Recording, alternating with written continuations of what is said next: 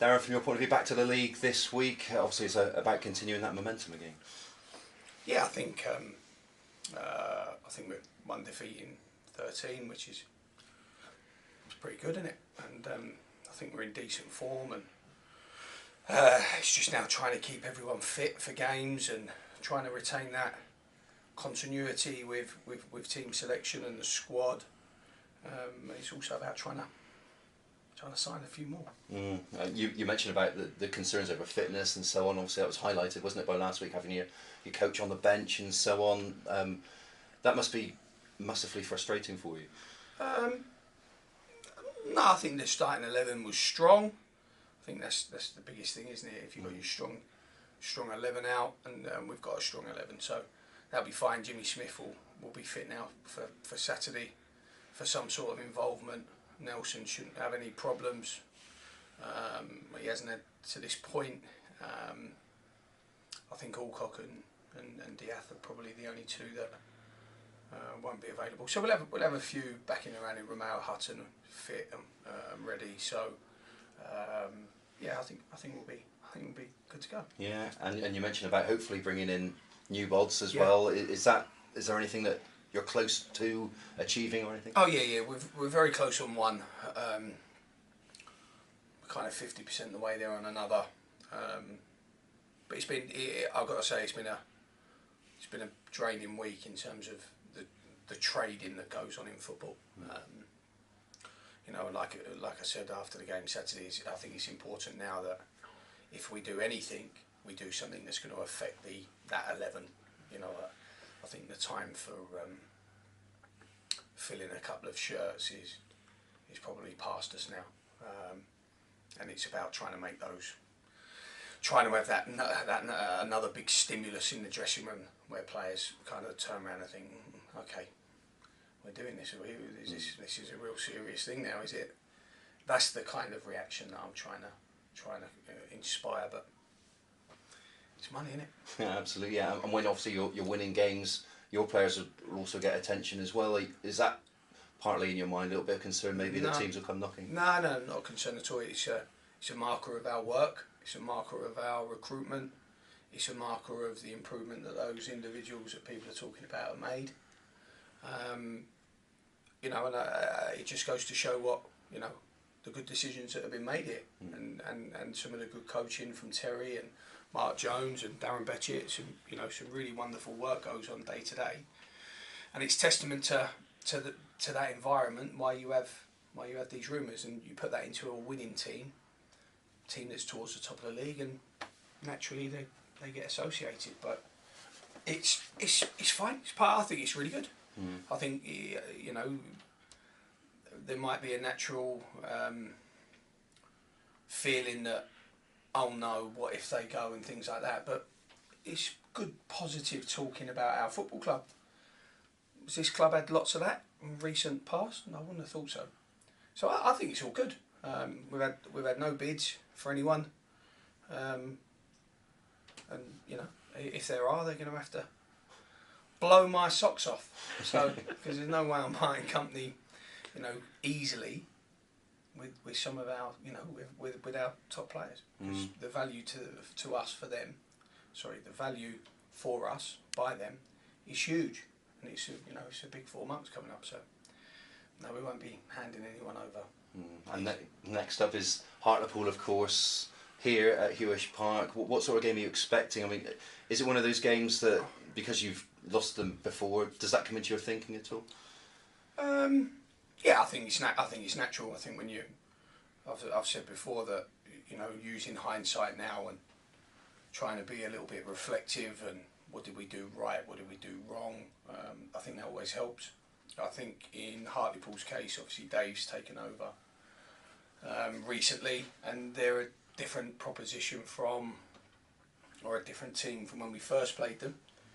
But obviously it wasn't too long ago that they give us a good old thumping in the FA Cup. So there's all those things. That come into play. But I just think if you take it with kind of a bit of a balanced outlook, and you take the revengeful mentality, it's another team that we have to beat, or we've got to try and beat, in order for us to achieve our goal. And there's 16 of those about to kind of be laid out in front of us. And you know, if we win more than we lose, we'll be right up there. Yeah, because Hartlepool also a team that's taken 4 points, isn't it, off of Bromley as well. So there's no doubt. There's no doubting that they're a very good side. You know far more than I do that, because I have no idea. Because I don't really care. You know, all I care about is, I just look at our form, where we are, where our players are, and we're in a really good place right now. And home advantage, important to make the most of that, of course. Well, yeah, sometimes. I mean, the pitch is the pitch, but also obviously the strategy that lots of teams use when they come here can be very, very frustrating. I think we've done better with it lately. The first sort of the months of October, November, it used to frustrate me, teams coming here and playing the way they did. But we've kind of evolved through that and gone through that process. So I think we're doing it better now anyway.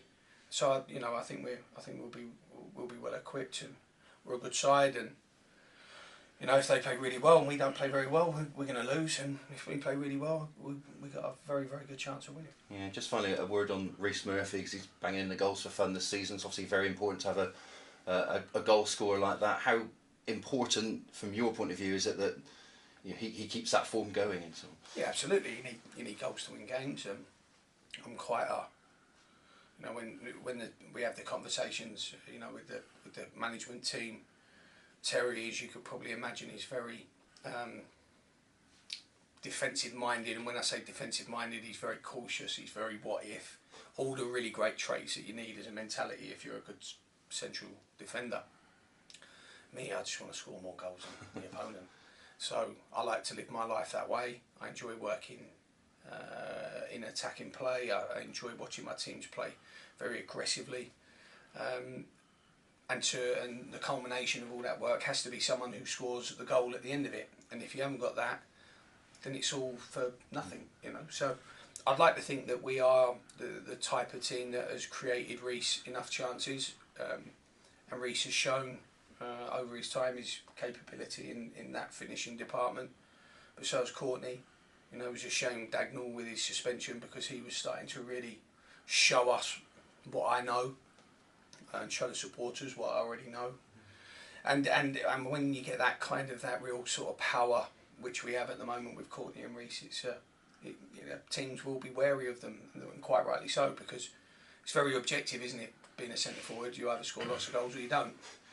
It's quantified differently to a midfield player and sometimes a centre half, but goalies and forwards are just quantified by a simple number: how many you concede or how many you score. And listen, the facts say that Rhys is right up there. So he'll keep going. There's no doubt. I don't think he's been out of form all season.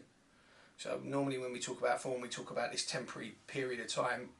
I don't really see that with Rhys. I just see a really good performer, very strong character, a wonderful technician, who's happy, motivated, fit, and you know, and that means he's playing very, very well. Yeah, good luck, Darren. Thanks for your time. Thanks. Thank you. Talking about Rhys, Darren, you know, must make you feel quite proud, didn't it? A, you brought him in, and B, there he is sat there at the top of the scoring charts for the National League. I mean, it's quite a thing for the club, apart from anything else.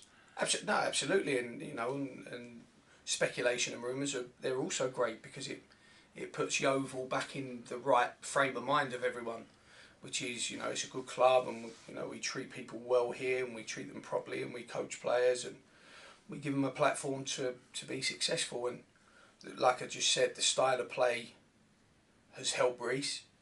I think the fact that Rhys, for the first time in his career, is really poignant and central to our building of our team, the infrastructure of our team. I think that sits with him really well at his stage of his life. And like, you know, I think forms for players is simple. I think you get them as fit as you can. That happiness, that nice glow about them, and you get a really good player. And when you've got the background that Rhys has and the technical ability that Rhys has, it's a no-brainer. So no, I'm pleased with him. I'm pleased with him. Most of the time I don't tell him, but I'm pleased with him. And you know, we have the odd disagreement, which I always win, and then and then we move on very quickly. Well, I can't really see any likelihood of your socks going flying for a while anyway, hopefully not for the National League teams. No.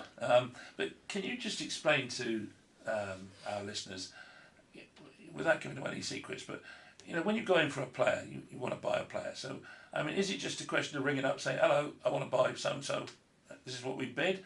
Or do you have a series of phone calls going back and forth, agent getting involved? How does it work? Listen, the agent does what he can, doesn't he? Because any agent, travel agent, estate agent, any process that has an agent, the more they do, the more they get paid. But when you're talking about buying and selling players, unless one organisation approaches another one in a formal fashion and says we would like to acquire that for this, again it's like buying a house. You have to do something formally. It doesn't really get off the it doesn't really sort of get off the ground or get moving, and that's how it happens. And then someone at one end says yes, and normally the buyer wants to buy low, doesn't he? And the seller wants to sell high. That's normally a typical kind of mentality of any sort of negotiation. But in the case of our players, if we ever get a bid, we get it and we go, no, do one. That's it, really. Because again, the value to us, their value to us is so high. Doesn't matter what league we're in, doesn't matter how much we pay them or don't pay them. Their value to the Yeovil Football Club is us, and let's have this right here. Lots of those lads owe the football club a fair bit of loyalty and gratitude because we've created this for them. Someone had to employ them. That's me, the football club. Why shouldn't we get the gratitude of that commitment to them? And when they start doing well, that gets hammered in day and night. Hold on a minute. I know I had a laugh and a joke with Courtney the other day about before he met me, he had nothing in his life. I was being deadly serious. He had nothing. He was a single man who couldn't score a goal. All of a sudden, he's got a beautiful girlfriend and he scores lots of goals. What's the common denominator here? It's Darren Sarll. So I enjoy working with people. I enjoy working with. I've always wanted to work with Rhys. I've said this on numerous occasions. Tried to sign him lots and lots of times. I've always wanted to work with him, and I like working with different characters. I don't have a kind of a bias towards one type of character. I think if people knew me, they'd say someone like Dickinson or Collins would be kind of a little bit similar to myself with the way they see life. But I like working with so many different types of people. Matty Worthington, that development type player, I still enjoy doing that. So I think the beauty of being a football manager is you get all these different types of ingredients and characteristics, and you've got to somehow lift every one of them in their own unique way, and we've done that really well. I'm never afraid to say that when the facts back it up. We do that really well here, and we manage people in their own individual right, and we try and get the absolute most out of them. And I'd say 90 odd % of what we've brought in, we've improved, and we've got as much out of them as anyone could. So I think that's always a nice place to sit when you manage it. It gives you a little bit of an ego kick, doesn't it? So just to reiterate, then you've got one that is fairly close and one that's sort of 50-50. Yeah, roughly where we are then? Yeah, and then lots of conversations. I mean, I was involved at 10 o'clock on Monday evening. I turned to my wife and I said to her, I've been involved in 126 phone calls today. I haven't making or taking. And the day, I had to clear my day just to be that man, but it's the best part. I love it. I love trading. I love seeing what's out there. I like knowing what the market is. And I really enjoy that side of it. So I just walked around all day with my headphones in, made a million phone calls and took lots. And you just see what the market's saying. And I'm never in a rush because we're in a great shape. But if something's out there that jumps up, and I just want to be ready. So at the moment we're very close on one. Hopefully, very very close on one. Maybe today, maybe tomorrow. And the other one's kind of simmering, should we say? It's not at boil yet, but we're getting closer. But I always spend the clubs I work for. I always spend money as if it's my own. I don't spend it flippantly. I'm not careless with it because we are part of something a lot bigger than just I want that player. He costs that much. This is an organisation and a business that has to have a balance to it. And Scott's had to work very very hard to start that process. And there's no way that I'd allow, or he would definitely allow, any cowboy manager to blow it up in smoke. Who could ever possibly suggest you're a cowboy manager? Come on. Looking at the game itself, though, now Saturday, this flipping rain is not helping the situation, is it? I mean, it's supposed to be the hottest ever decade or something we've just lived in. You wouldn't think it, would you? No. But as you can see, we've got the covers on the pitch. We'll be fine. We'll be absolutely fine, and we're taking every precaution we can to get the game on. And at the moment, as you can see, it's on. It's only that. We know we've got one really, really bad goal mouth at this football club now, and so as long as that's kind of kept out of the way, I think we'll be fine.